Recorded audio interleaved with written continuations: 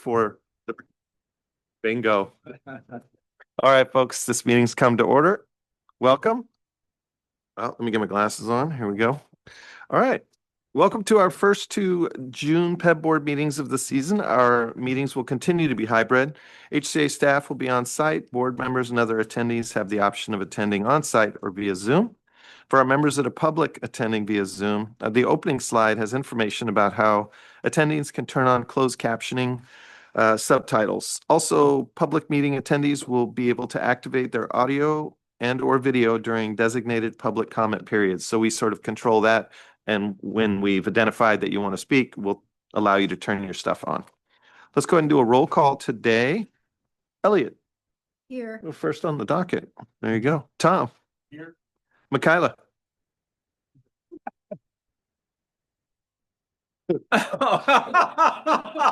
That freaked me out a little. I heard I was like, where is she? I thought you were. It's a test. She's invisible. Good to see you, Michaela. Kurt. Harry. Here. John. Here. Sharon. Not attending. I see that. And Michael Tunick from the AGO. Good morning. Good morning. And I'm Lou McDermott, filling in for Marianne Lindeblad as chair today. So with board members attending both in person and virtually, it's helpful for folks to hold their questions until the presentations are done or when the presenter pauses and asks for questions. We're going to be watching for Zoom hands. Who's online? The public. Yes, but all our board is here? Is that a first time? Since the pandemic, yes. Okay, we just have to acknowledge that moment. I just have to get over that for a second. Okay, so we're going to be watching for real hands that go up, and let's make sure when we talk, we turn on our mic so it gets recorded. We only have one resolution scheduled for today, and the public's going to have an opportunity to provide comments on the resolution during the normal procedure before we do a vote. The public's also going to be able to provide general comments at the end of the meeting during the public comment. And as a reminder, if the public has questions during the presentations, the presenter's contact information is included at the end of the presentation, and the public's welcome to email them with their questions. Dave, you want to give us an overview of our day? Yes. Good morning, Chair McDermott, members of the board. Today we will do some time travel to both April and May for the minutes with some quick corrections that people had noted at the last board meeting. Then we'll ask for your action on what I think is an exciting small step in improvement of the long-term disability benefit, the first time in over 20 years. I'm asking you to take action on the final steps necessary to implement the improvement, slight improvement of the employer-sponsored LTD coverage. Then we will have a presentation about Senate Bill 5083, which is the Employee Public Affordability Bill that passed the legislature this last session.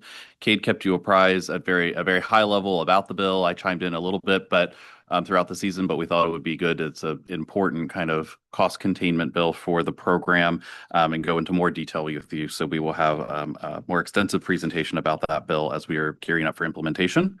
Then, as a result of the budget, we know that UMP Plus is closing at the end of the year. And so we have Lauren coming up to talk about that process and the extent of our current enrollment in that plan.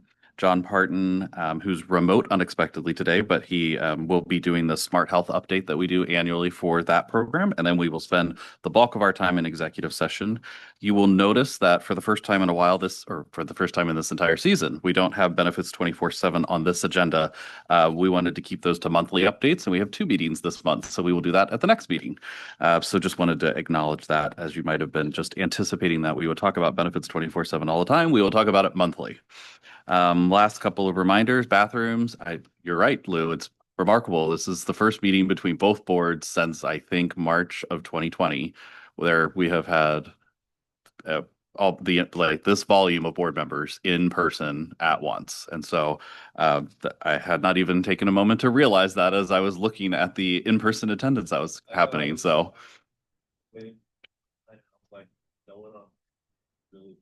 Mm-hmm. Years.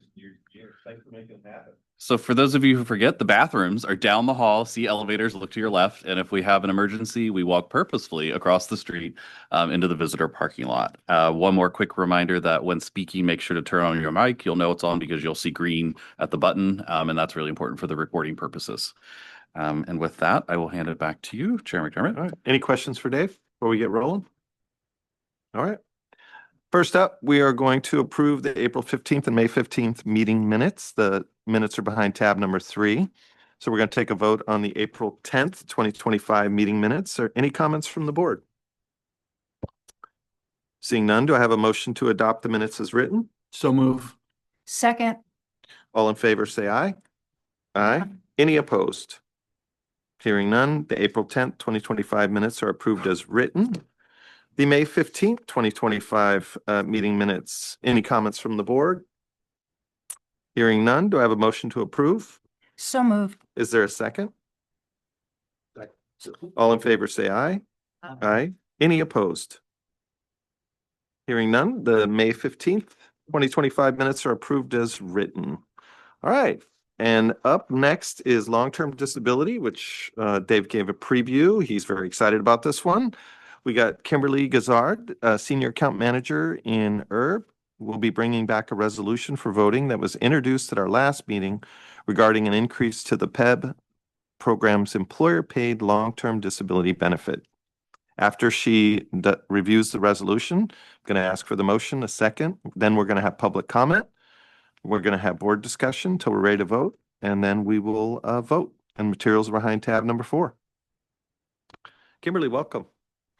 Kimberly, welcome. Good morning, Chair, board members. Can you hear me? Perfect. Thank you so much.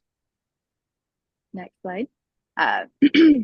So I am Kimberly Goodsard, and I'm here today for the employer-paid LTD benefit resolution. So last month, I presented to the board the opportunity to increase the employer-paid LTD benefit from $240 to $450 effective January 1st, 2026. We had a great conversation, and I answered questions. And today, I am here to so that we could take action on the employer-paid LTD resolution. Next slide. And are there any questions before we move on to action? Seeing no questions. Kimberly, I just want to confirm we didn't get any feedback on this resolution, correct? Correct, we did not. And then just one last clarification reminder for everyone, just because I feel like we can't say this part enough. This benefit change effective January 1, 2026 means it applies for new claims that are filed or incurred on or after that date. So if somebody is out on a disability claim right now, that they would continue receiving the $240 benefit level through the duration of their claim, even after January 1st of 2026. This is just the benefit is increased based on the date that you file the claim. And that is similar to how the state's paid family medical leave process is set up. It's all rooted in when your claim is filed. So this is just new claims, but it is an important step. Lou said, I'm excited about it. I am excited about it. I know that $450 is still a very small benefit. It is much better than a $240 benefit. And it's the first time since 2003 that a change will have been made in this benefit. So I'm glad to be able to continue to make some incremental progress. Looking for next iterative steps, but this is one step in that journey, and we will get there eventually, folks. So appreciate the board's support in making this this step. All right, ready to vote? Okay. It's a long resolution, and you could see it behind the tab. And I'm wondering, under the Roberts rules, we can waive reading the resolution as long as there's no objection from the board. Is there an objection from the board on reading the resolution? Seeing none, then we will just go right into it. This is the resolution PEB 25-03, amending PEB resolution 2021-13, employer paid long-term disability. Do we have a motion to adopt? So moved. Do we have a second? Second. Are there any comments from the public? You seeing any Zoom hands over there? No Zoom hands. Are there any additional comments from the board? All right, let's get to it. This is going to be a roll call vote, starting with Elliot. Aye. Tom. Yes. Michaela. Yes. Kurt. Yes. Harry. Yes. And Lou, yes. Resolution 2025-03 passes. 20 years in the making. hopefully it won't be 20 years before the next incremental increase. Agreed. That is certainly my goal, is to beat that timeline. All I right. do think Kimberly has one more slide before we move on, just to make sure. Absolutely. Go ahead, Kimberly. Jessica, next slide. Or maybe it's lagging on mine. There we go. Perfect. So next steps are going to issue notification to PEB employers and subscribers, and then we will incorporate this change into the overall PEB program communication. And that is it. Thank you, everybody, for your time. Much appreciated. Thank you, Kimberly. All right. Next up, we have Senate Bill 5083 overview. Sarah Whitley, our Finance Manager in Financial Services and Healthcare Purchasing Administration, and Ryan Ramsdell, UMPT Manager in the Herb Division, are going to present some information regarding Senate Bill 5083 that passed this year during the legislative season. Materials are on tab number 5. Welcome. Thank you. Good morning, Chair McDermott, and members of the board. Lou just introduced me, but my name is Sarah Whitley. I will interrupt you will too. interrupt me. Yes. Feel free to interrupt me. Introduce me. My name is Sarah Whitley. Again, I'm the Employee and Retiree Benefits Finance Unit Manager, joined today by my colleague Ryan Ramsdell to provide an overview of Senate Bill 5083. This was agency request legislation this year during legislative session, sometimes referred to as the affordability bill or public employee affordability bill as well. So starting off with a little bit of background and motivation for what generated this legislation. As we know, growth in hospital service spend and recent contract negotiation activity by large health systems has led to quite a bit of member disruption and increasing trends in premium impacts for PEB and sub-program members. Coupled with reimbursement for primary care and behavioral health services lagging behind those increases in hospital reimbursement, we took these two aspects of general market trends and kind of smushed them into a legislation. We also looked to other aspects of our market, such as the Cascade Care Select program, which operates in the individual market space, along with some of what our sister states, such as Oregon, have done regarding reference-based pricing methodologies used as a tool to help contain costs within the healthcare market space. And Sarah, the one other piece that I want to add for the board is just a reminder that when we talk about these programs at a macro level, there are really 3 major ways that we can influence the overall program expenses and the potential premium that members pay. And we often talk about 2 of those stools, the 2 of the legs of that stool, and not the third. The 2 we often talk about are the employer and employee split that is embodied in the collective bargaining agreement, and then the actual benefit level, whether benefits, you pay the same for a lower benefit level or you pay more for a higher benefit level, like the relationship between the level of coverage within the plan. But that third stool is what we actually as a program pay the provider community or the facilities. And we often are focused much more at this board on the interplay between premium and benefit levels. And we're not so much talking about the payment mechanism that goes out under all of our contracts. And this bill is really focusing on that third stool. We knew as an agency, as we were going into what was projected to be a very tight budget environment, that it would be important to bring something to the legislature for a conversation on that third part of the stool, so to speak, for these programs, and how this program and its sister program could be able to contribute to long-term budget solutions for the state. And so that was another kind of key part as we were preparing for this bill as an agency request legislation last summer. So just wanted to highlight that as well. Yeah, no, great point, Dave. And I think in conjunction with that, we have seen other states and again, other aspects of our business see success in using those types of methodologies. So what do we mean when we say reference-based pricing or reference pricing? Next slide, please. Reference pricing really is just a way that allows us to standardize reimbursement or how we talk about reimbursement levels for payment of services, payment of healthcare services. There are a variety of different reference prices or ways that you can calculate a reference price. It's generally tied to an already defined pricing level, such as the Medicare fee schedule, which is the reference price that was used in our legislation.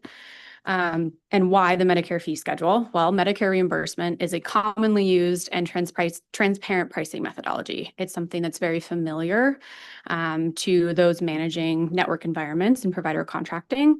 And it's something that can be spoken about or analyzed in a transparent and public-facing view. Oftentimes, we refer to a Medicare reference price as what Medicare would have paid, or in our case, we're talking about a percent of Medicare allowed. We have a quick little illustration here on the slide that kind of details how we get to percent of Medicare or percent of Medicare allowed.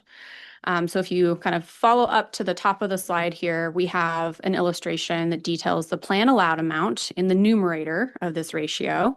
The plan allowed amount is often referred to as the provider contracted amount. These are negotiated rates that are negotiated between the payer or the carrier, or the TPA in UMP's case, and providers, facilities under contract. And in the denominator, we have the Medicare allowed amount.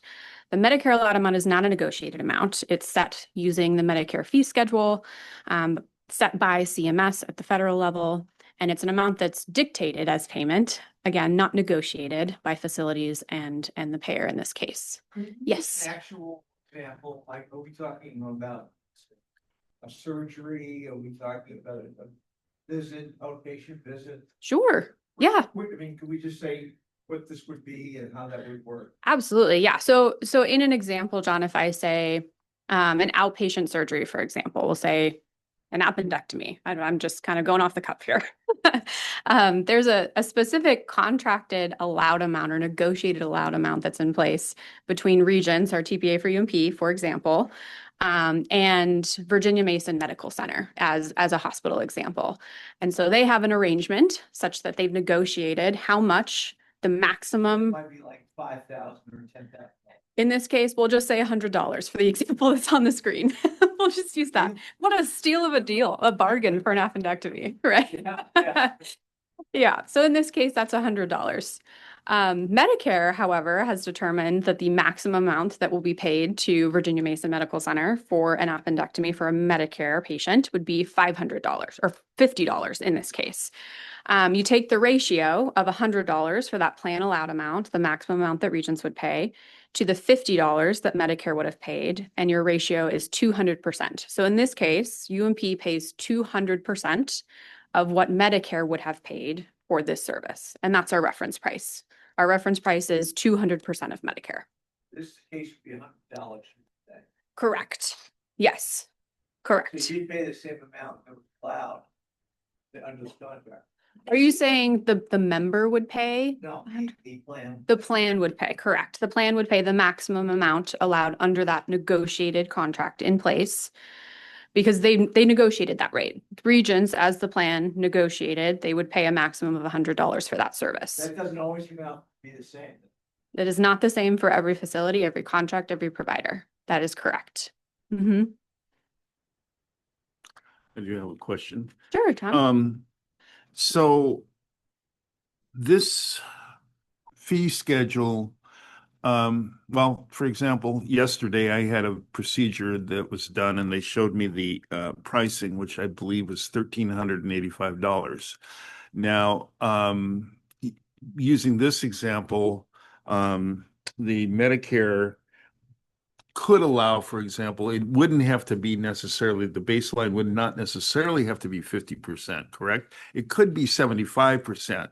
The difference is what we're talking about, between what Medicare allows and what the plan allows. Is that correct? Correct. So Medicare pricing methodologies and really any pricing methodologies vary by service type and by category. And it's very complex. So it's not necessarily there's this roster of services and a dollar amount associated for each service, depending on whether or not that service is inpatient or outpatient, professional, for example. The Medicare allowed amount is going to be different. And the plan allowed amount, the negotiated amount for a service, is also going to be different. In the example that you just provided, the cost of your service won't always match the Medicare allowed amount because your plan has negotiated an amount different than that of the Medicare fee schedule.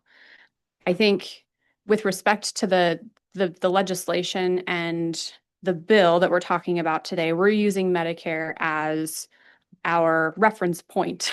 It's not a great way to describe that. It's reference pricing, reference point, but we're using it as the foundation for which we describe how commercial payment or how our payment in our market, our subsection of the market for PEB and SEB is compared to what Medicare would have paid for that service. And I'm just going to take a little swing at this, just to make sure it's crystal clear. So if we were all providers and somebody was paying us and we had our own deal with them, it would be very difficult for the legislature to sort of dictate how that deal was going to go if we didn't have a common thread that went through us. Because I'm looking at my facility and my charges and my expenses and my overhead, and I'm saying I need $5,000 for the appendectomy. $50 that would be inexpensive, but I need $5,000. Elliot, totally different situation. She only needs 3. Her building's paid for, everything's good. You just built your facility, you need 10. So as the legislature is looking for a way to create a common thread that we can all agree that there's something, it's Medicare. And so that gives us that base point. And so while it'll impact everyone differently, we still have that same thread. And so we know what it's relative to. And that's what helps us be able to contain those costs as opposed to one-offing and just trying to get the best deal from you and the best deal from you. It sort of sets the table.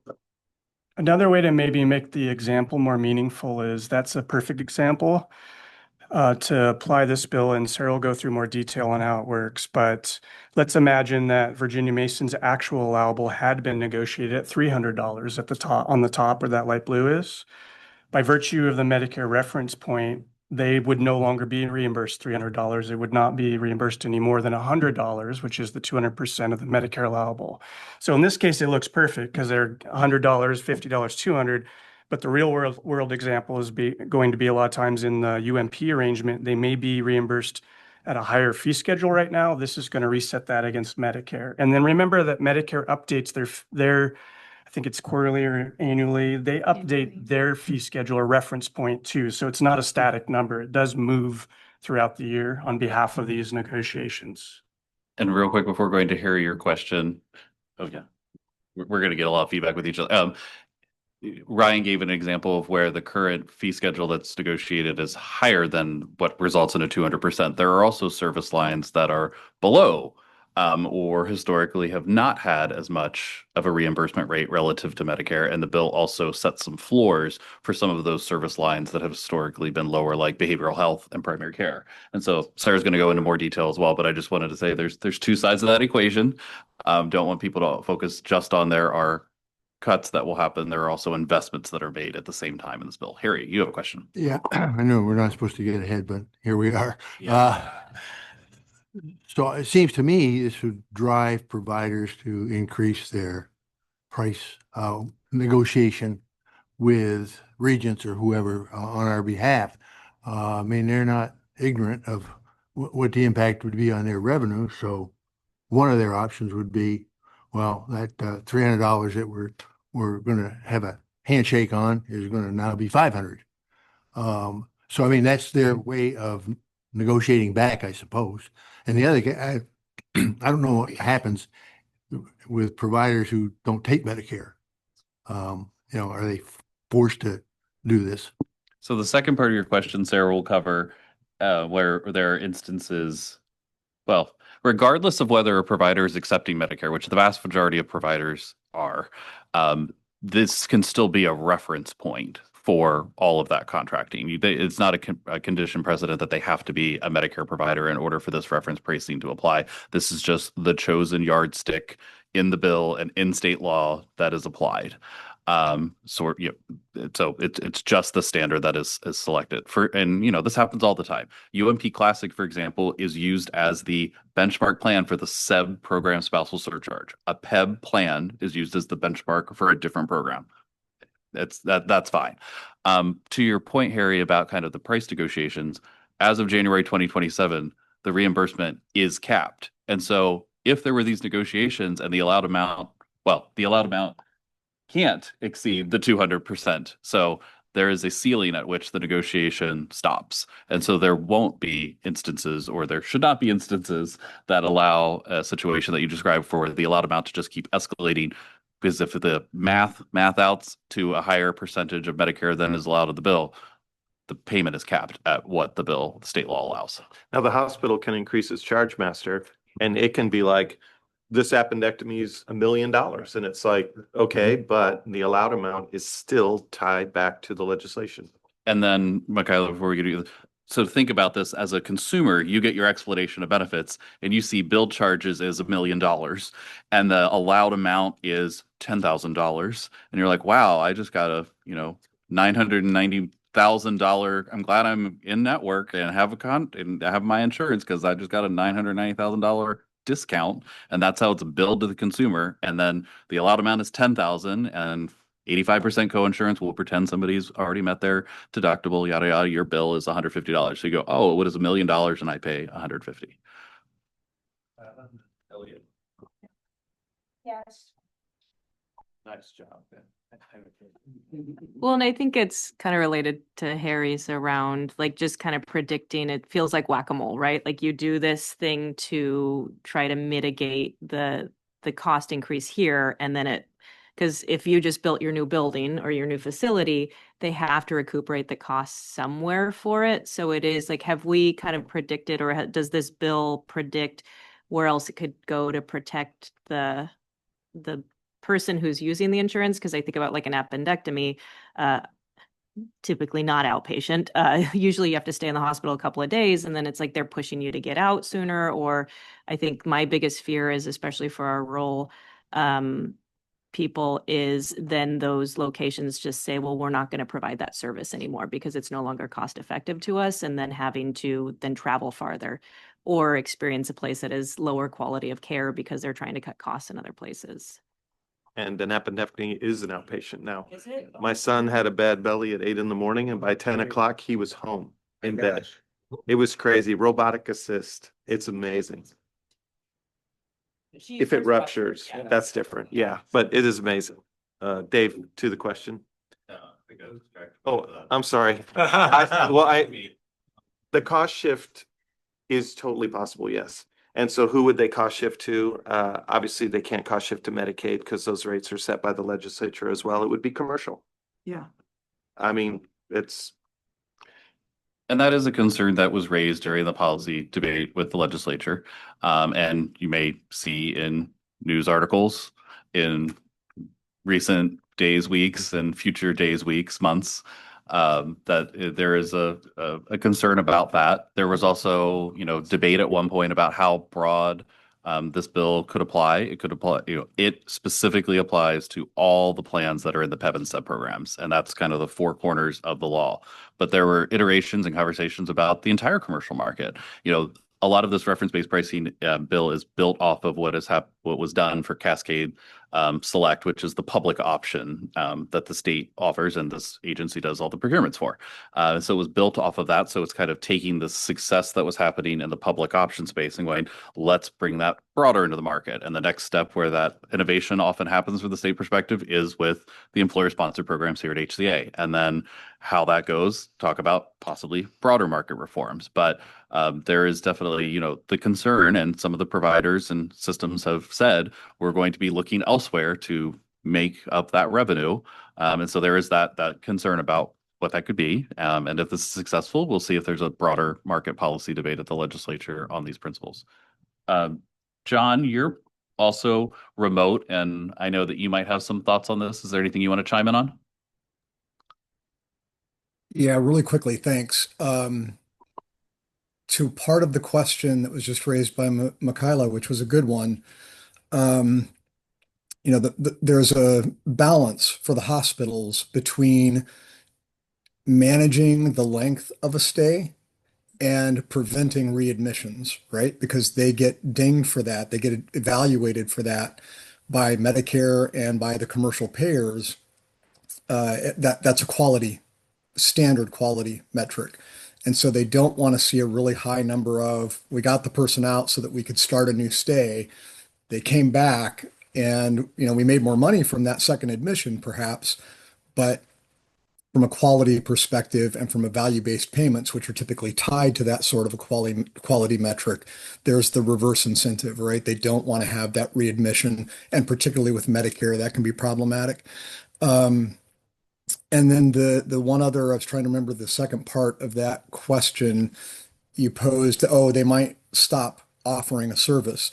That's entirely possible, and we've seen examples of that for different reasons across the state already, right? A maternity program in Eastern Washington shutting down, or the colonoscopies not being done outpatient at a facility any longer.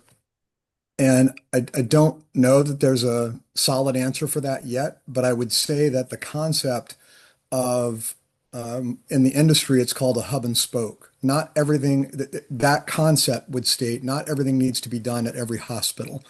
And if we stop that nuclear arms race, the proliferation of every service being available at every facility, the one potential or one of the potential positive outcomes of that is you don't have facilities doing so few of any particular procedure that they don't get the real expertise at doing it. And you're referring those things out of the local or tertiary, secondary hospital into a primary hospital that focuses on those, whether it's births, whether it's, open heart procedure, maybe a very esoteric cancer, oncology procedure.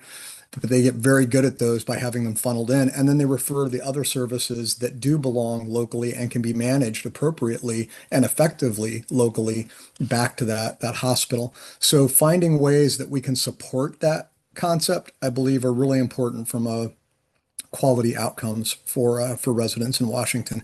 It's a very complex situation, and there's a lot that needs to be resolved there, and got to figure out what are the number of services and the right mix of services that make any particular facility, regardless of whether they're rural, they're in an urban setting, what will make them successful and allow them the greatest financial and quality outcome successes. Elliot and then John. Another way, The other way. oh, the other way. Bingo. So I'm technical. The other way that the hospitals, I've experienced this, can make up the cost is they'll charge you for that thing you have to put on the robe or whatever it is, or your socks. They'll say it's $50 because we gave you booties or something so your feet didn't get cold. I said, you're charging me for that? I didn't need them. And they said, too bad, that's what you have to pay. And so that's another way. The things that used to be free, everything costs now. So that's another way of doing it. Yeah, following up on Elliot, actually, I've done some analysis for clients and looked at charges like an appendectomy. You may have negotiated $100 as a cost, but does that include the physician's charges, the laboratory charges, the X-ray charges, or radiology charges? And that's I guess what Elliot was getting at, I'm getting at also. Is that appendectomy a completed process, or is it just the time in the operating room? Yeah, it's a great question, John. So it does depend on service type. Typically in an inpatient setting, facilities are paid on what's called a diagnosis related group basis, or DRG basis. And it is intended to be, I'm going to call it a bundled payment. It is intended to be an all-inclusive facility payment for the service that was provided in the operating room, and for your dates of stay. Including the physician services. The professional portion, the physician services portion of the charge is separate and does appear separate. Yes. So the bill, as passed by the legislature, applies to inpatient and outpatient facility-based services. Professional services do not apply under what we're going to call the caps on reimbursement. The caps, or the maximum reimbursement amounts, are targeted specifically at those facility reimbursement rates. So the bundled DRG payment on an inpatient basis and the outpatient charges that are paid to the facility for services. So forth would all be separate? Correct. Okay, wow, okay. And just to clarify, that's consistent with how Medicare typically pays. Yeah, that's the case I was looking at. Yeah. All really great preliminary questions. Yeah. I'm going to have Sarah move on Yep. to slide 4. So moving on in the presentation here, we've touched on a little bit of this now, but I'll dig into it a little deeper here. So based on that background and some of the motivations around what led us to this agency request legislation, we have 3 main goals of the bill. The first is affordability, creating sustainable cost growth for those high cost facility-based inpatient and outpatient services. We've seen facilities negotiate double-digit increases in reimbursements that are impacting our member premiums and what we call the unit cost trend in our premium development for both UMP and for Kaiser Permanente and other fully insured carriers. The second is an investment in primary care and behavioral health services. We know that professional services typically lag behind and have historically lagged behind those increases that we see on facility costs. And so the goal of this legislation, or one of the goals of this legislation, was to target increases in reimbursement for primary care and behavioral health services with a goal of improving access via that investment. And we'll talk a little bit about how we're doing that here in just a second. The last is provider network stability. The bill does apply reimbursement caps for in-network and out-of-network services as a disincentive for facilities to move out of network with a provider. If they get into negotiations and they say, we want 300%, and a carrier says, no, we can only give you 200%, well, fine, we're going to move out of network. Well, there's a lower cap on out-of-network services for facilities here, again, as a disincentive to move out of network and to really provide structure to the negotiations. And on that point, just you may remember early iterations of the bill, and this is how, the policy process works through the legislature. The initial incarnation of this bill required participation with these contracts with a good faith offer. It didn't have this out of network incentive. It had a requirement for the facilities to participate in the network if there was a good faith offer made by regions, for example, for UMP. That was morphed into, instead of a requirement, a stick of a lower cap if you go out of network. So just wanted to highlight, because some people might remember, I was like, oh, this would eliminate all of those network disruption letters. Well, not necessarily, but there is a disincentive now instead. So just wanted to tie that together for folks who remember me talking about the first version versus the final version on this point. So the preliminary letters. There was different legislation that focused on the negotiation period and kind of a quiet period from both sides of the negotiations, talking with the media and members and those parts. That was a completely separate legislation that happened. But if the original version of this bill had passed, there would have really been few scenarios where those letters could have even existed in the context of the PEB and sub portfolios. But those letters can still exist now. But there's a disincentive for the facility or the provider to go out of network now, because then they get an even lower reimbursement rate. So they hopefully will put some downward pressure on the volume of those letters still. So next slide, please. So that brings us to, what does the bill do? It applies to all PEB and sub health plans, as we've mentioned. So the bill is targeted at the PEB and sub sort of section of the healthcare market, fully insured, and our uniform medical plan. So everyone's subject to the reimbursement caps and floors.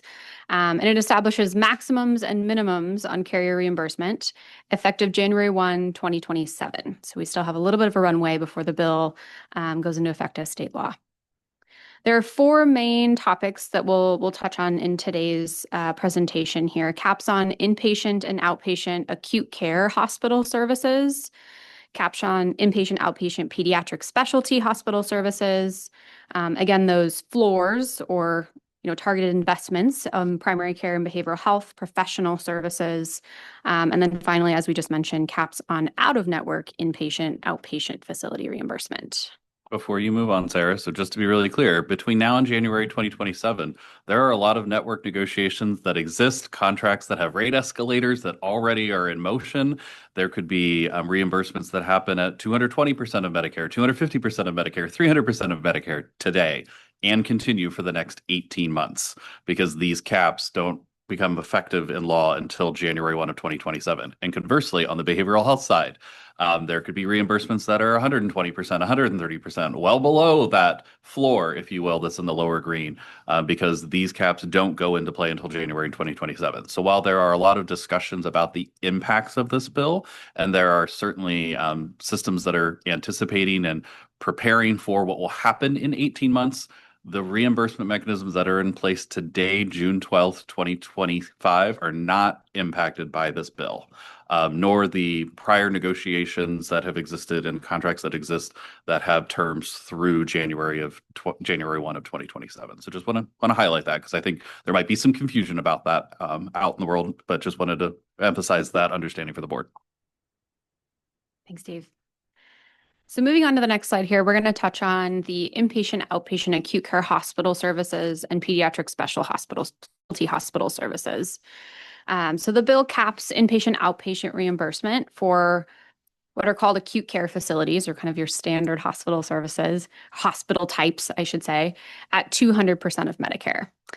Carriers will be required to ensure that reimbursement for these hospitals don't exceed the caps established in legislation. And there will be a process by which HCA will monitor compliance annually and engage with our carriers on reporting. We're building out what that process looks like now in great detail. And there should be methodology documents and additional information to share as we move through that process. Caps on inpatient, outpatient, pediatric specialty hospital services, those are our children's hospital services, are using a different benchmark, a different yardstick. The Medicare reference price does not apply to children's hospitals as passed in this version of the bill. We're using what's called a Medicaid ratio of cost to charges, or Medicaid RCC. We like our acronyms here in healthcare. It's a little bit different, but in practice still applies the same standard. We're capping children's hospital reimbursement at a percent of ratio of cost to charges for Medicaid. So again, as I mentioned before, reference prices can be used in a variety of ways. There are a variety of different reference prices that can be put into place. And in this case, the legislature decided that Medicaid ratio of cost to charges was the right yardstick or benchmark to use for these types of hospitals. Next slide. Primary care and behavioral health professional services must be reimbursed at or above 150% of Medicare. So this is an aspect of the bill where we're applying, instead of a ceiling, a floor for reimbursement of these types of services. Again, carriers will be required to ensure reimbursement to providers for a defined set of what we're going to call primary care and behavioral health services is at least 150% of what Medicare would have reimbursed for these services. We're currently engaged in discussions around setting definitions for what is primary care and what are behavioral health services. Now we're settling in on the Healthcare Cost Transparency Board's definition of primary care, which uses a combination of service codes or procedure codes and provider types and subspecialty types along with site of service. So if you're interested, we can share the link to that definition. It is posted on our website. Behavioral health is one that we're also actively engaged in defining what behavioral health services apply to this minimum 150% of Medicare floor. And then out-of-network inpatient, outpatient facility reimbursement, again, is established at a lower percent of Medicare threshold, or ceiling in this case, 185% of Medicare. And balance billing provisions apply in this case, meaning that members cannot be balance billed under the out-of-network reimbursement cap of 185% of Medicare. And that's a really important consumer protective measure, because normally if something is out of network, then that $1 million charge that we said was reduced to 10,000, there can be balance billing up to the billed charged amount. So this is a really important protective piece for the consumer side of the equation. Michaela? Is there a reason, like, is there a benefit to the hospital or the facility to continue to offer that higher, like, say this is how much we're charging for things when the majority of the payouts that they're getting are never going to be that charge? Does that make sense? Like, why are they putting $1 million if realistically hardly anyone's going to be paying the $1 million? I can speak to it a little bit, but I come from a nursing home background. Is in the private pay realm. Someone doesn't have insurance. Typically, you bill equitably. So whatever my lowest billed charge I provide is going to be the maximum that private pay client could pay. So let's say I charge $1,000 for room and board. My insurance and I have a an adjustment of sorts because of that contract, I can recoup the $1,000 as long as I charge everybody equitably on that. There can be issues with Medicare and other licensure requirements if I have a different sort of master charge that I put out there. And I would assume some of that applies to the hospital arrangements too. Yep, that's spot on.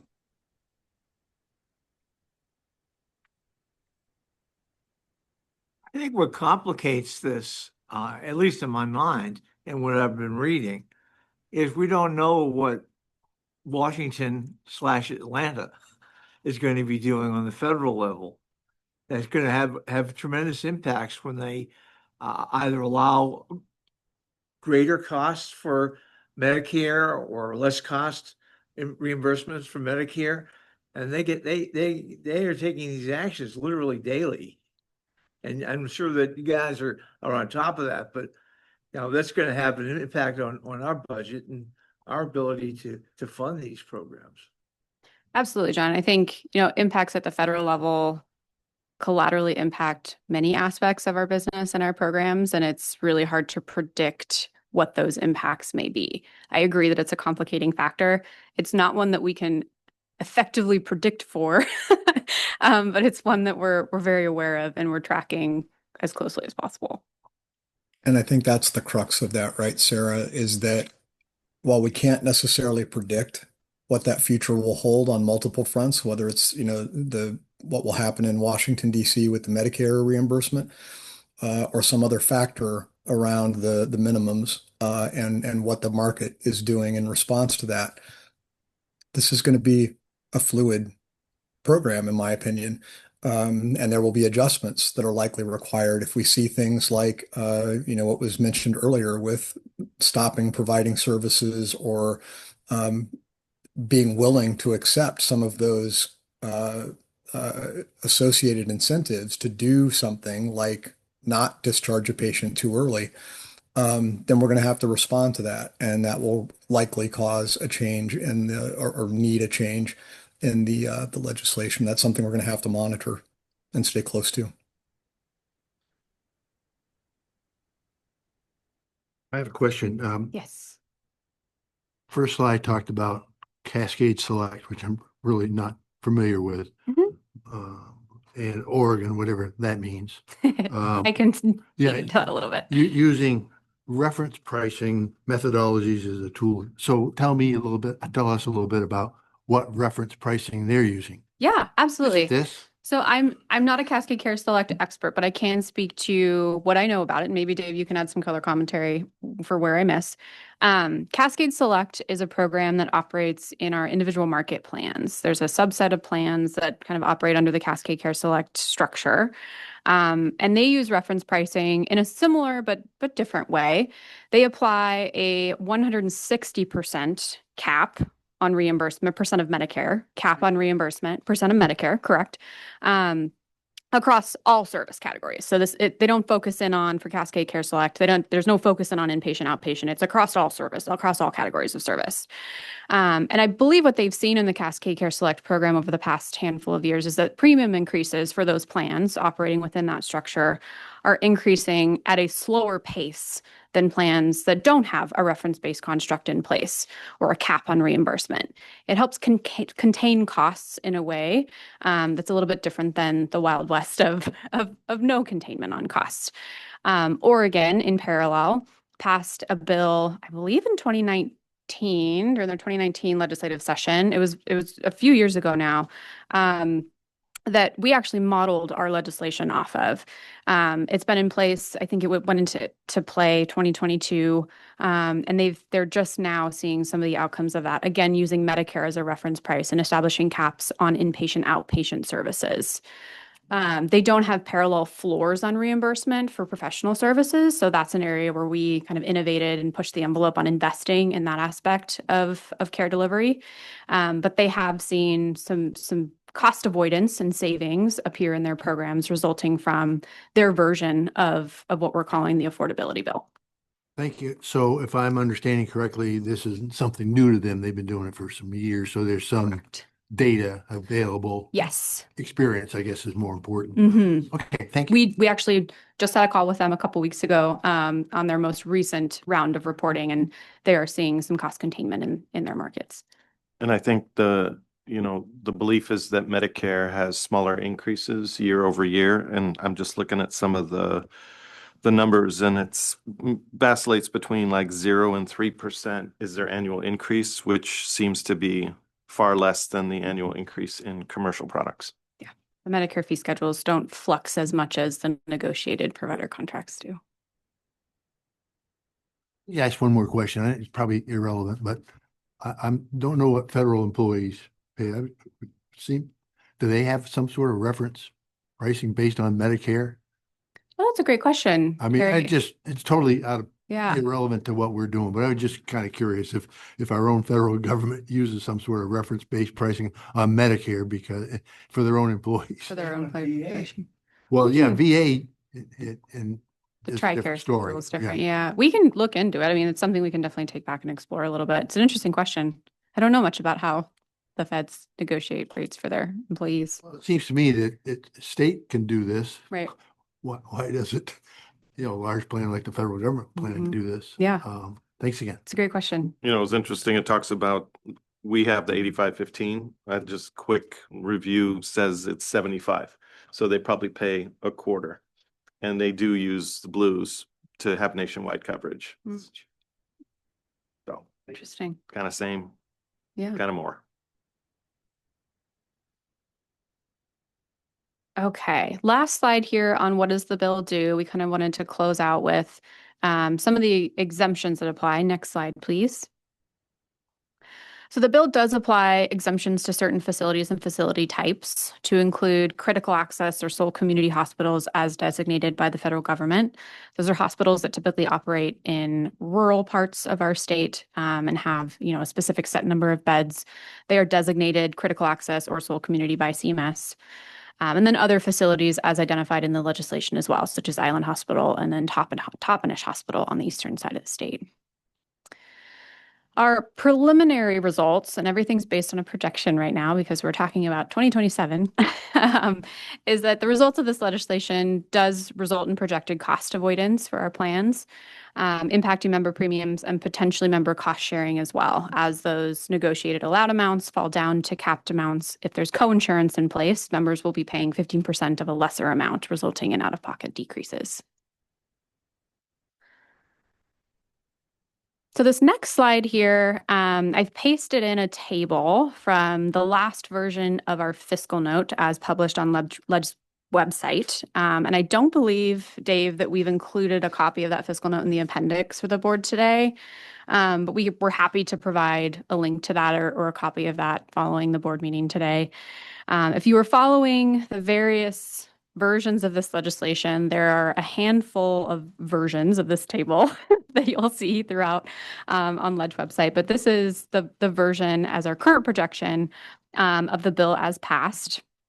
The table details what we're calling cost avoidance or investment in millions. So those are not dollar amounts in pennies, but in millions by facility type or service type. So we've got our acute care hospitals, children's hospitals, behavioral health, and then primary care services. You'll probably note the primary care column does have a 0 included in there. And that's just based on how we've currently modeled the information. We're taking a 2023 base period of experience and projecting and trending that forward. And in UMP specifically, this table does detail projected cost avoidance in UMP.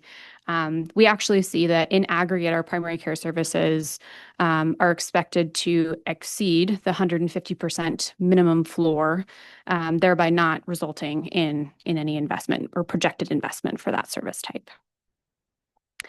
Overall, projected decreases to non-Medicare premiums range from approximately 1% to 3%, and that's based on both our internal analysis of cost avoidance and also feedback provided from our fully insured carriers. And in case anybody is wondering why the numbers are so different for the PEBROs versus the SEBROs, it's about the enrollment. In the PEB program, we're close to 80% of the program enrollment is in UMP, and in SEB, it's about 43% of the program. Remember, PEB's been around longer. There's more carriers in SEB than PEB right now. We always found it interesting when we were introducing UMP to the school employee population. The question was always, what's UMP? And we're like, the Uniform Medical Plan, UMP. So there's been a lot of growth in that area. Though when the SEB program launched, it was about 33% of the portfolio was in UMP, and now it's grown to about 43%. So that's just natural volume, which is driving the bigger differences in these rows. So just wanted to highlight that. So finally, here on the next slide, we'll get to some of the next steps. And we're very early on in the implementation and rulemaking process, but we are engaging in rulemaking now, codifying new Washington Administrative Code, or WAC. We're working on engaging with our stakeholders around rulemaking and really engagement with our carriers. We just kicked off conversations with each individual carrier just this week and last week around our methodology and approach for measuring compliance. It's very important that carriers understand how we're going to measure compliance so that they can engage with their providers and facilities accordingly. The reimbursement caps, reimbursement and investment caps go into effect January 1, 2027, as previously mentioned. And we do have 2 legislative reports that are required per the final version of the bill to analyze initial impacts of the legislation on network access, enrollee premium cost sharing, and also state expenditures. The first report is due at the end of 2030, and the second 4 years later at the end of 2034. All right, yeah. Me too. It's wild to think about 2030 and 2034. And that brings us to the end of our conversation today. I really appreciate the board's engagement and questions. If you do have any other burning questions that pop up after today, feel free to email Ryan or I or anyone, and we'll get you answers as we move through this process. I'll answer one question that I'm thinking about now as we're going through this. You don't have to go back in slides, but on slide 9, it was just UMP modeling. And a question might be, where's the modeling for the rest of the portfolio? When we do fiscal notes, we have to think about drivers and increases and decreases to state cost. And since the state costs for this program are driven by the benchmark plan UMP Classic, we only do the modeling in our fiscal notes, that extensive modeling on the cost in UMP. So the fact that we didn't show information about downward pressure on the fully insured carriers doesn't mean it just doesn't drive state costs, but the bill does apply to the entire portfolio in both PEB and SEB. So all of the plans have this downward pressure in their contracting. We just only model UMP because that's what our fiscal notes are designed to capture, is state cost increases and decreases to state cost. Any other questions for Sarah? Ryan? No? Great job. Thank you. Thank you. Appreciate it. I wanted to, but I did not. Thank you very much. Next up, we got UMP Plus update. Lauren Johnston, Senior Account Manager in ERB, is going to give us some more information regarding the PEB program's UMP Plus plans closure at the end of this year. Materials behind tab number 6. Lauren, welcome.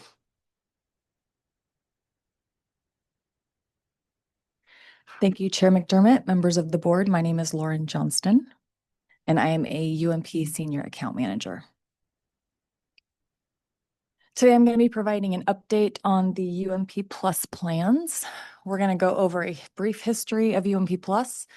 We're also going to go over some recent budget legislation and what's going to be happening next.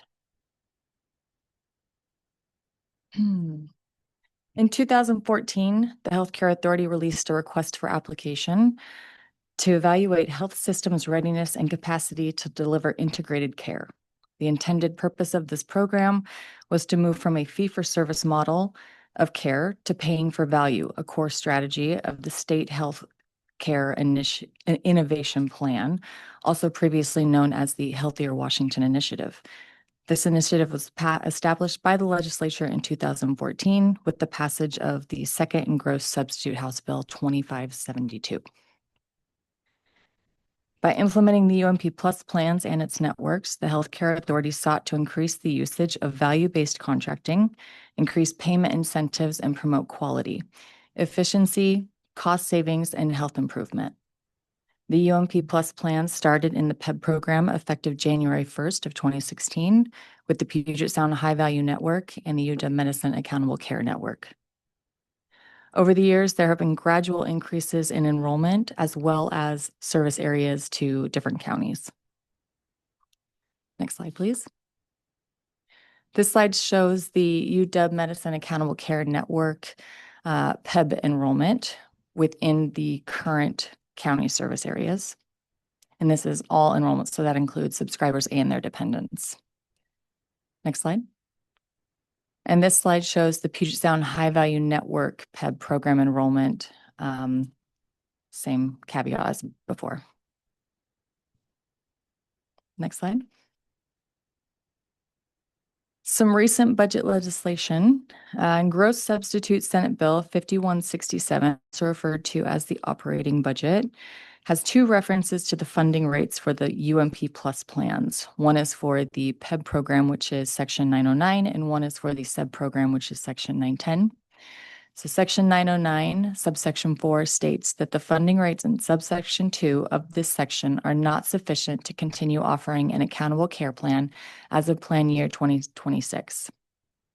Section 910, subsection 1B, the funding rates in section 5064 of this act are not sufficient to continue offering an accountable care plan as of plan year 2026. And this is just kind of the budget speak for how these things get done. There are a lot of people who aren't as very familiar with the 1,000-page bill that is the operating budget, so we wanted to point people in the general right direction. Usually when there are policy changes that are about either increases or decreases in coverage within the portfolio, and specifically UMP, they are embodied in Section 909 or 910, and they usually have this language. You're used to seeing it the other way. The funding rate is sufficient to be able to increase to X, Y, and Z. You don't normally or haven't historically seen as many instances of it's not inclusive of X, Y, and Z. But this is common language that is used to dictate and change the future trajectory of the funding rate for the programs. This language then will be retired and not appear in future budgets. It's just a reminder that when there are increases and decreases in the funding rate for different benefit changes, that's usually then rolled into the future base budget, and that becomes the new status quo. So we don't have a laundry list of changes that outlines in perpetuity when things happened over the course of history. You see it for a biennium, it becomes the new base budget for the future, and then you see adjustments like that going on. So just want to give people more context because not everyone lives and breathes the budget bills as much as the agencies do. And maybe Michaela experiences those. Maybe not. Okay. Welcome to Section 909 and 10. All right, next slide, please. So what is next? The UMP Plus plans over the next 6+ months will go through the following process. Ultimately, the plans will end December 31st, 2025 at 11:59 p.m. HCA will have a robust communications plan to communicate to subscribers enrolled in the UMP Plus. These communications will be sent by HCA, Regents, and the ACP networks to notify them of what is going to be happening and what they need to be doing during open enrollment or the annual open enrollment, and what will happen if they do not select a new plan. We understand that there will be concerns regarding members who are currently in a plan of care or may have an upcoming appointment or surgery. We want to assure the board and UMP Plus members that these members will still have access to the same doctors they have right now because they are offered under the other UMP plans, so long as the member stays within UMP. That may not be the case if they were to move to a Kaiser plan.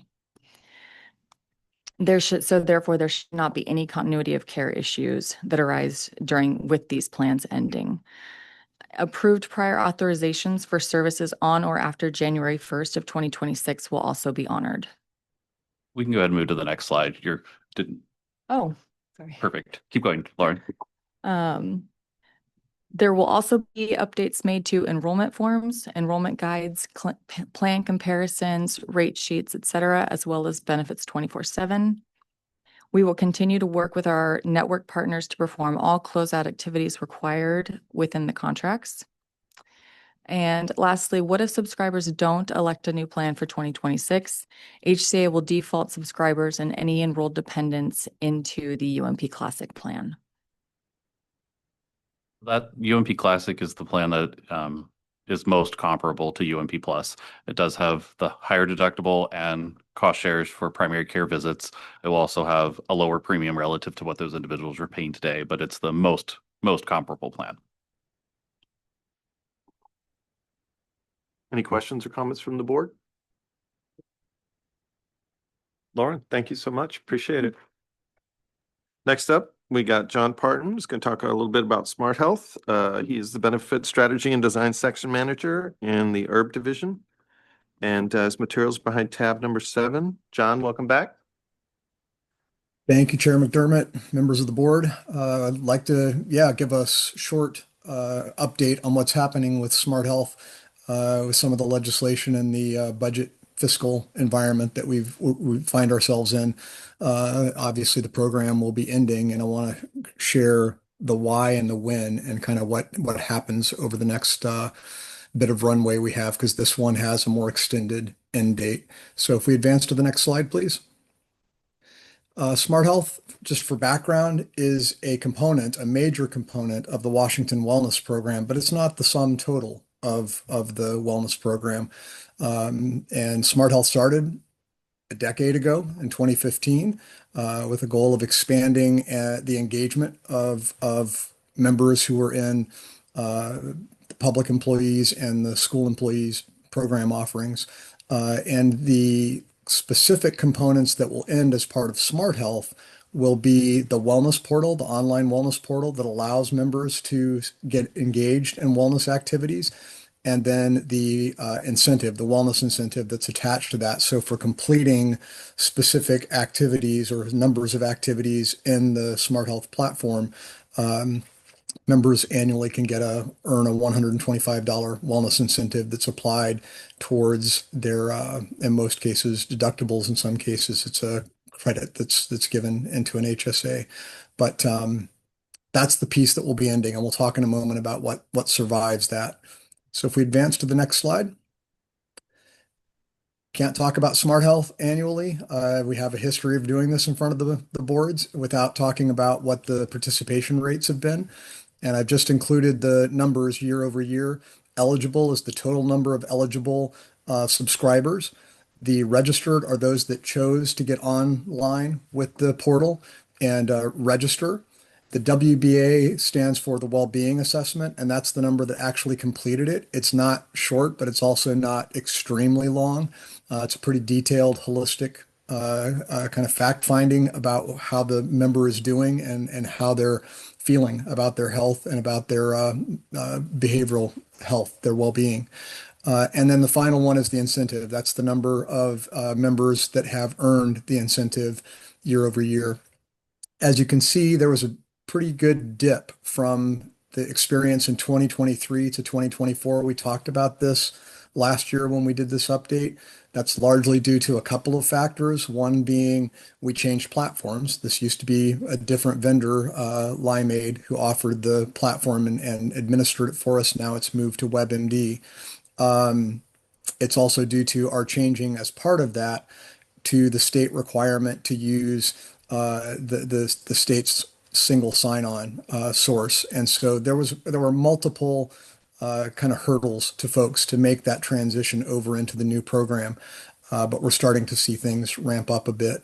And then I will qualify the 2025 numbers were the year-to-date numbers as of May 12th. So those will continue to increase, hopefully, significantly throughout the year. And WebMD and our team, the wellness team, are working very closely to try and make sure that that happens. Next slide, please. Okay, so Senate Bill 5807, which I've included the relevant language in the appendix, but it ends the online portal and the wellness incentive starting by January 1st, 2028. So again, we've got a little more runway to how we close this out. Members will continue to be able to engage with Smart Health throughout 2025, 26, and 27. They'll be able to earn incentives for all 3 of those years, which are credited the following plan year. So the last payout of those incentives will happen in early 2028. And then, as I mentioned earlier, I just wanted to again emphasize Smart Health and the online portal and the incentive are components of the wellness program, but they're not the sum total of it. So things like our smoking cessation programs, our diabetes prevention, our diabetes management support, those will all continue once the online portal is removed. And the team is focused right now on figuring out how we continue to promote those services that are available and make it at the point when a member needs it or wants it, that they can easily engage with it and find it and that it's helpful. And then the next slide. So the next steps. Yep. As I said, we'll be bringing back closure and communication plans in 2026 for the board to consider and act upon. We'll capture the lessons learned. We've had a long run with Smart Health, and we've learned some things about what works and what doesn't work. We'll also ensure that record retention and file transfers that have occurred, not just between us and WebMD to facilitate administer the program, but also with our payer partners, because they're sending us data, we're sending them data about who's eligible and who has participated in specific action-based activities. Those all need to be accounted for, and there are contractual requirements in most cases, if not all, to facilitate that. Then we'll need to close the HCA and WebMD contract for the online portal, and we'll end up celebrating a decade of success with the team as we move into that 2028 sunset on 1/1. And board action will obviously be required in 2027. Not sure exactly what that will look like yet, but we'll be coming back to you next year and kind of preparing you for showing what the closure plan looks like, how our communications will go, and what actions from board resolutions may be necessary to actually facilitate the closure of that component of Smart Health. So McKenna? I'll pause there. Yep. Yeah, is this early termination of the contract? Or is this The contract, date of the, yeah, sorry. yeah, I'm sorry. The contract doesn't have a specific end date. Normally it would be a reprocurement that would necessitate revisiting that. So in a sense, you could say that it's a early termination, but there were provisions about, from a funding perspective, if funding isn't available and the program no longer exists, that was an allowable termination of the contract. So it's yes and no. Most of our contracts at HCA have a stipulation in them that says, in the event that we do not have funding, we can terminate the contract X period of time. Yep. Other questions? Yeah, I have one, Lou. Yes, sir. I don't know if it's anything that John can help us with down the road, but I recall several years ago when this was put into place, there was some skepticism about, not that we should do it, but that how would you be able to measure the outcomes in a positive way, rather than, well, 29,000 people, we got an incentive. Is there any way to show some value from the experience where it somehow improved, I guess, health in general, or what wellness programs are intended to do? Is there some I don't know what the right word is. I think I know what you're getting at. Yeah. You're wondering if there's concrete evidence that this program, Harry, right. I'm going to let John and Dave's probably got a few thoughts on it, but my initial thoughts, because that's always been a bone of contention. My initial thoughts are, it's like, it is hard to prove, but we have anecdotal information out there. And I vividly remember a couple of folks saying that they took the assessment came back and said, you should probably go get checked in our diabetes prevention program. You should go take a look at that. And I remember it was a state employee here at the agency, and they found out on that day that they were diabetic. And they went in and started taking the medicine, doing all the stuff, and exercise, weight loss, all that. And then they were no longer diabetic. And so it was sort of obesity induced. And so it's like, you hear those stories all the time and you wonder, like, was it the catalyst? Was it the thing that improved their health? Can we show it in the data? It's like, it's a tough one. It's a really tough one. Dave, I don't know if you have. Let me just interject. And I know it's an impossible ask, and even the anecdotal works for me. It's really great. I have always thought that, forget the incentive, the program itself doesn't need it.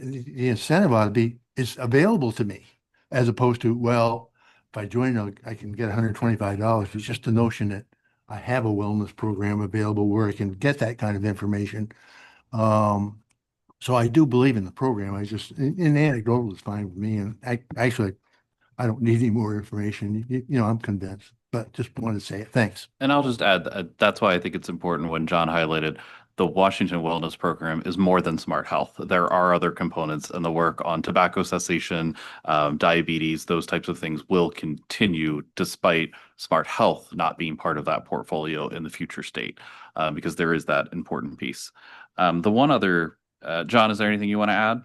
It's okay I if was not. just going to, I was just going to share an anecdotal comment quickly. Years ago, when I was working for a major payer, sitting in a boardroom meeting, talking about how to motivate action from members.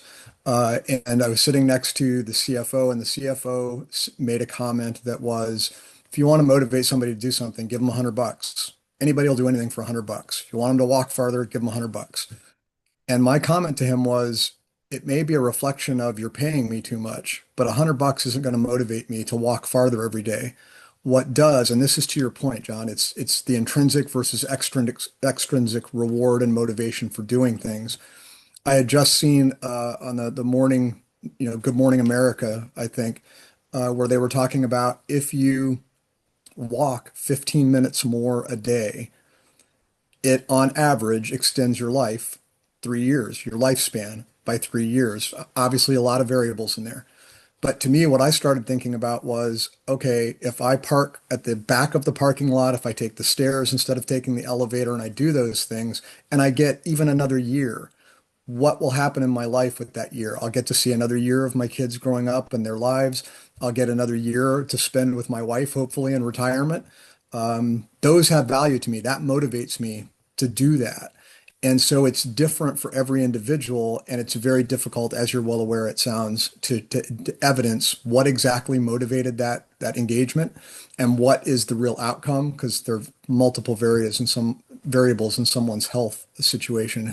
But yeah, I believe it has value, and that's why I'm encouraged that we still will have a program, and we have to figure out how we make the most of that for employees.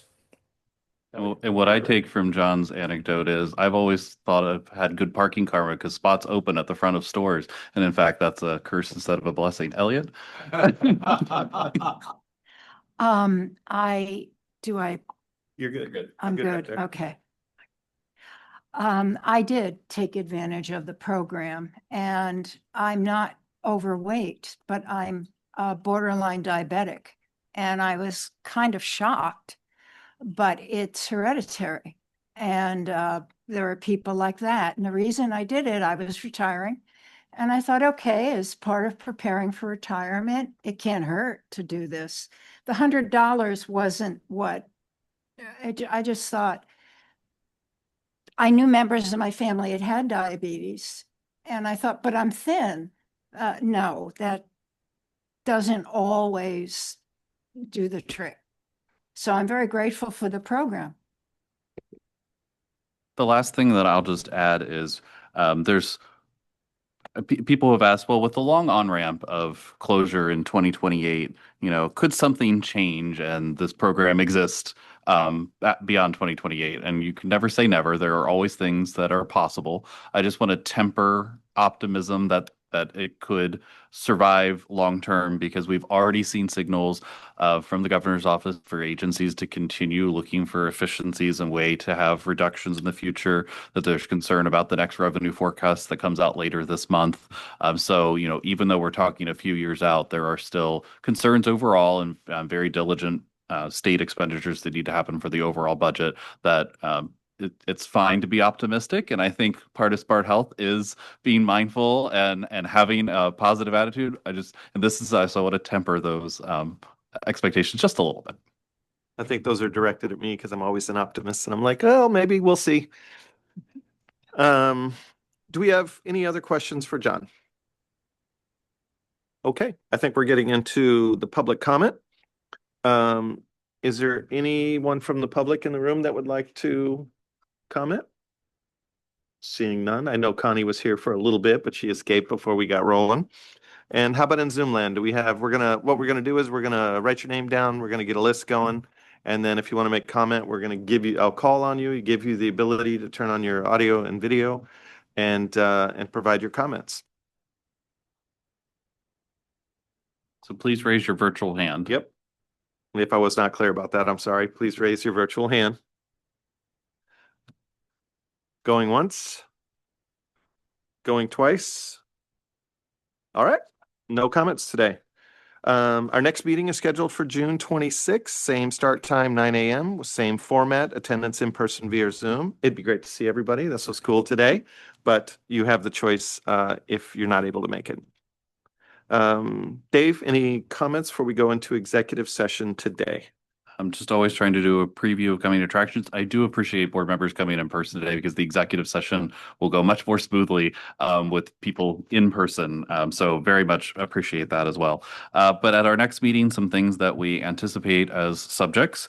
We are nearing the end of the rate development process, and so we will be in the public conversation around that. And so we start with the Medicare portfolio. So we'll have a presentation about any proposed benefit changes that exist among the various lines of Medicare plan offerings, as well as the proposed 2026 Medicare premiums. We'll ask you to then vote on those in July, but we'll plan to introduce those at the next board meeting. We have a little bit of an update on the PEB dental benefit design because of the benefit changes that are authorized for the uniform dental plan in the state budget.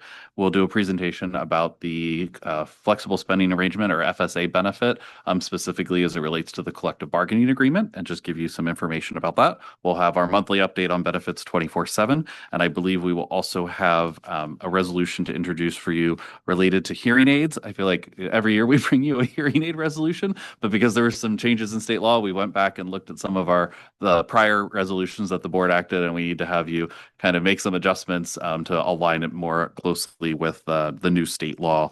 It's not going to, we'll talk about why don't worry, it doesn't have any huge substantial changes, but the words matter on the page. And so we have to have a couple of revisions to the existing, the most recent resolution. So that will be back for you as well. John? Dave, I think I asked the last meeting if we were going to have all of our July meetings or not. Do we have any idea if the 10th and the 17th are definitely going to be on? We do anticipate that the 10th and 17th will happen. Where I am right now is I feel reasonably assured that the 4th of July meeting won't be needed, but not going to chime in yet on the third one. We're not going to formally cancel the fourth one. That is, I believe, July 31st quite yet, but you can begin to start to plan that you likely won't need that meeting. And I'll chime in on the third meeting at our next meeting. But the 10th and 17th, yes. 24th, still thinking about, depending on how things go in the next couple of weeks. Unlikely that we will need the 31st. Great, thank you. Other questions for Dave? All right, we're going to executive session. It's going to happen here in Sue Crystal Room for board members and including HCA employees. At this time, members of the public joining us in person at HCA will be asked to go out to the lobby, and HCA employees who are not part of the executive session will also be asked to leave the room. You'll be called back in the room to join us to Sue Crystal for the remainder of the public meeting, which is gaveling out and closing. So pursuant to RCW 42.30.110 subsection 1L, the board will now meet in executive session to consider proprietary or confidential non-published information related to the development, acquisition, or implementation of state-purchased healthcare services as provided in RCW 4105.026. The executive session will conclude no later than 1 p.m. Board members, let's go ahead and take 5-10 minutes before we get rolling again. And yeah, off to executive session. Thank you. All right, folks, we're back from the executive session and we are here to adjourn now. Meeting's over. Thank you.